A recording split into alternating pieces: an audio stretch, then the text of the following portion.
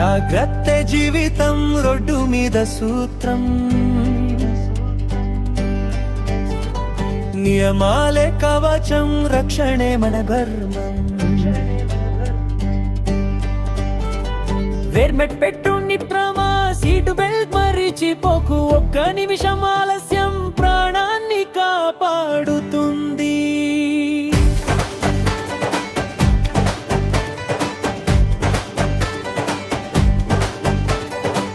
పచ్చ లైట్ వెలిగితేనే ముందుకు సాగాలి, ఎర్ర లైట్ చూపిస్తేనే ఆగడం నేర్చాలి. వేగం కాదు గెలుపు, జీవితమే విజయం, నియమాలు పాటిస్తేనే సురక్షితం ప్రయాణం. జాగ్రత్తే జీవితం రోడ్డు మీద సూత్రం,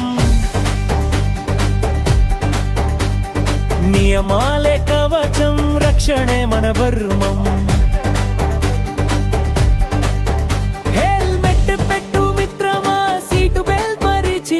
ఒక్క నిమిషం ఆలస్యం ప్రాణాన్ని కాపాడుతుంది.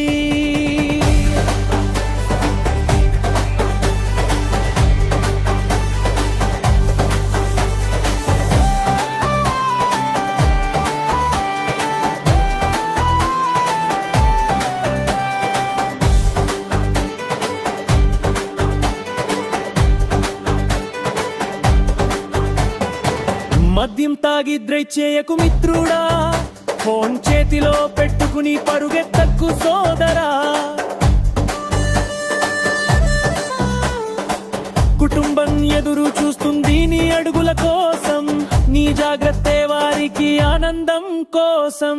రోడ్డు మనదే, బాధ్యత మనదే, ఒక తప్పు అడుగు విషాదం తెస్తుంది. నువ్వు బతికితే దేశం బతుకుతుంది, రోడ్డు భద్రతే దేశ భవిష్యత్తు అవుతుంది. పిల్లల చేతుల్లో పుస్తకం ఉండాలి, రోడ్డు మీద కాదు భద్రత నేర్పాలి. ఈ రోజు జాగ్రత్త రేపటి చిరునవ్వు, రోడ్డు భద్రత మాసోత్సవం మన సంకల్పం. జాగ్రత్తే జీవితం మనసులో నినాదం, రోడ్డు భద్రతే మన దేశ నియమాలని మనం దృష్టిలో పెట్టుకొని మనం కనుక పోయినట్లయితే జాతీయ భద్రతా దినోత్సవ సందర్భంగా మన రాష్ట్రంలో ఒక నెల రోజుల పాటు ఈ జాతీయ భద్రత పైన అవగాహన కల్పించాలి, ప్రమాదాలు నివారించాలని చెప్పే సంకల్పంతో ఈరోజు ఒక ర్యాలీని ఏర్పాటు చేయడం. ఈ కార్యక్రమంలో నాతో పాటు అధికారులు, చిన్నారులు, పాత్రికేయ మిత్రులు అందరూ హాజరుగా అందరికీ ఈ సందర్భంగా నా యొక్క హృదయపూర్వకమైన నమస్కారం తెలియజేస్తూ ఉన్నాం. వాస్తవంగా మనం చూస్తూ ఉంటే చాలా ప్రమాదాలు జరుగుతూ ఉన్నాయి.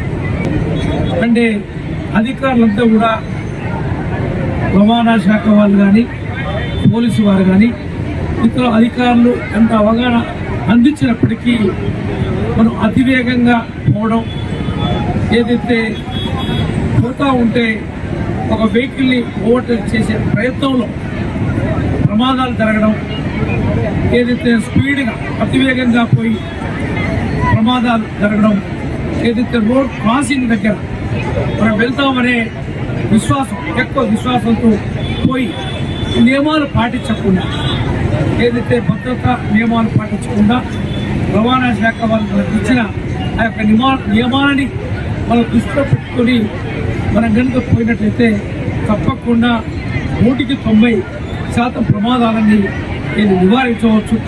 కాబట్టి అధికారులు ఇచ్చిన ఆ నియమాలని మనం తూచా తప్పకుండా ఏదైతే రోడ్ల మీద ఏదైతే సేఫ్టీ మెజర్స్ ఆ నియమాలు పెట్టిన వాటిని పాటించి మనం పూర్తి స్థాయిలో ఈ యొక్క ప్రమాదాలన్నీ నివారించుకున్నామని చెప్పి ఈ సందర్భంగా మనం చేస్తా ఉన్నాం.